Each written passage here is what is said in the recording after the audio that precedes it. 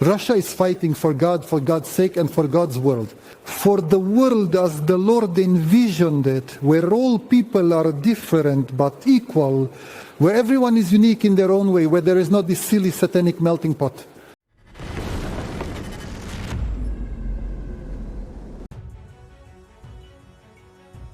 With its military tied up in Ukraine for its now 3-year invasion, Russia proved incapable of protecting Assad this time around.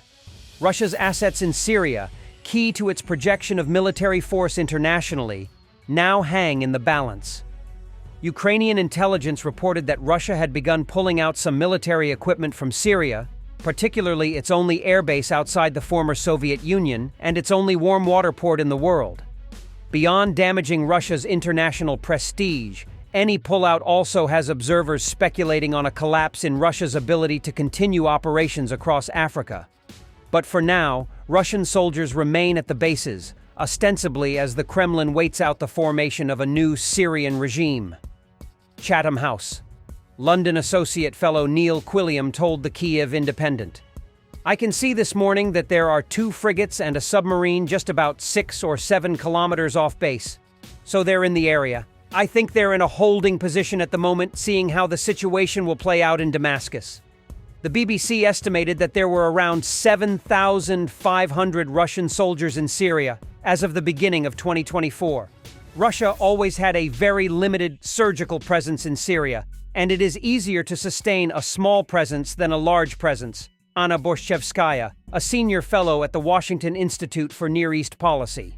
She put the likely upper limit for total Russian fighters in Syria closer to 4,500. Speaking to the Kyiv Independent, Marat Gabadulin, Kremlin-backed Wagner mercenary from 2015 to 2019, described Hmeimim Air Base as the hub of Russia's operations across Africa and the Middle East.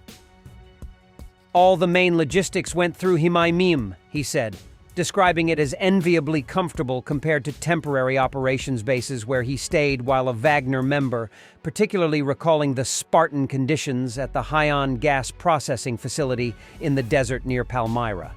Now they're going to have to rebuild their logistics and make a bet on Libya, and Libya is a very unsettled region, said Gabadulin, noting, in particular, the difficulties of dealing with the warlord strongman of eastern Libya.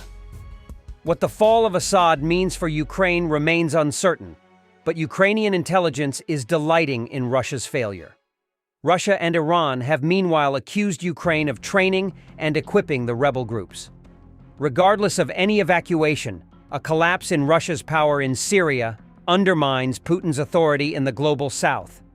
The Syrian and Ukrainian theaters were always deeply connected, but cautions that the Syrian bases were a logistical hub for African operations rather than anything in Ukraine.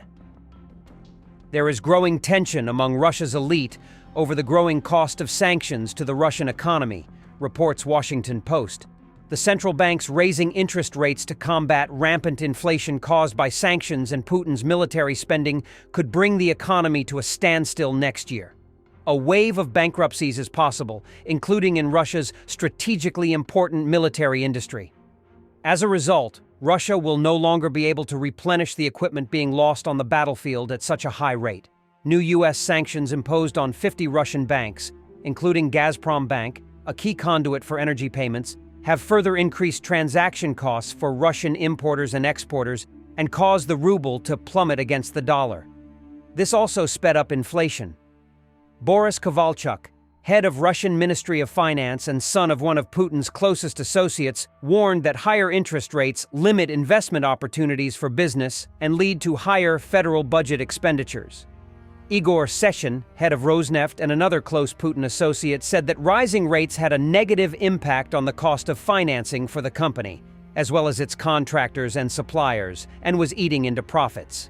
Sergei Chemezov, a close associate of Putin who heads Russia's state arms conglomerate Rostec, warned in late October that if rates remain at current levels, practically the majority of our enterprises will go bankrupt. Chemezov said Russia may be forced to cut arms exports. Alexei Mordashov, who owns Severstal, warned that it is more profitable for companies to stop development, even scale down their business and deposit funds, than to do business and bear the risks associated with it. According to the Russian Union of Shopping Centers, more than 200 shopping centers are in danger of bankruptcy due to the high cost of financing. Contractors in the Russian defense industry, according to Alexandra Prokopenko, a researcher at the Carnegie Russia-Eurasia Center, report non-payments and rising financing costs. Andrei Gartund, head of the Chelyabinsk forge and press plant, said at an economic forum in early November that key machine-building industries could collapse. Russian news agency Interfax reported on December 3rd that non-payments are spreading throughout the economy. Large and medium-sized enterprises delayed 19% of payments from July through September, while small enterprises delayed 25% of payments over the same period. According to the Russian Ministry of Economic Development, investment is falling, and the effects of sanctions are gradually driving up the cost of imports and financial transactions, further fueling inflation, a former senior Russian financial official emphasized. Although Putin is pouring more government funding into the defense industry, next year's budget allocates a record $126 billion for this purpose. Production growth is mainly driven by increasing the size of the workforce to keep military factories running around the clock and updating Soviet-era inventories. Russia's labor force is stretched to the limit, and Soviet-era weapons stocks are dwindling. According to Janis Klug from the German Institute for International and Security Affairs, rising costs and sanctions on equipment imports are making it increasingly difficult for Russia's defense sector to build weapons from scratch.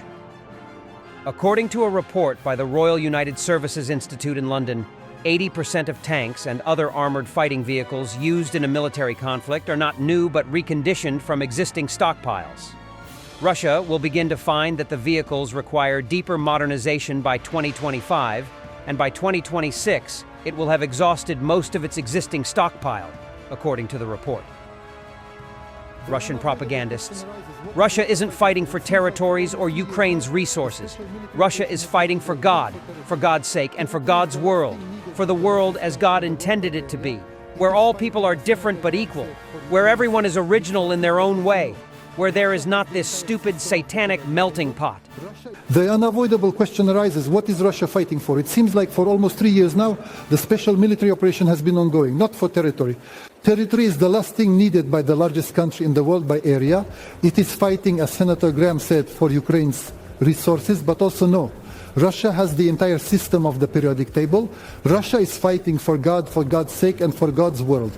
For the world as the Lord envisioned it, where all people are different but equal, where everyone is unique in their own way, where there is not this silly satanic melting pot. Actually, the political settings that Russia is now conducting with its policy, through the efforts of the president, the political establishment of Russia, BRICS, for example, let's be different, let's cooperate, let's not fight. The streets of reviving Mariupol, including Azovstal.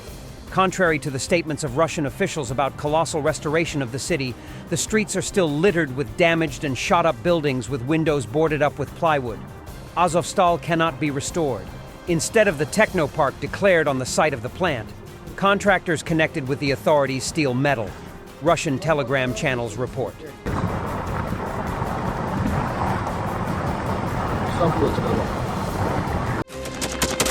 Thanks for watching, and don't forget to subscribe. Also, if you want to support Warthog Defense, please become our member and get early access to new videos, exclusive members-only videos, and become administrator in comment section. The membership link is in the description. Rescues every day. We had a guy last week at 6 rescues in 6 days. You know, he's doing the job every day.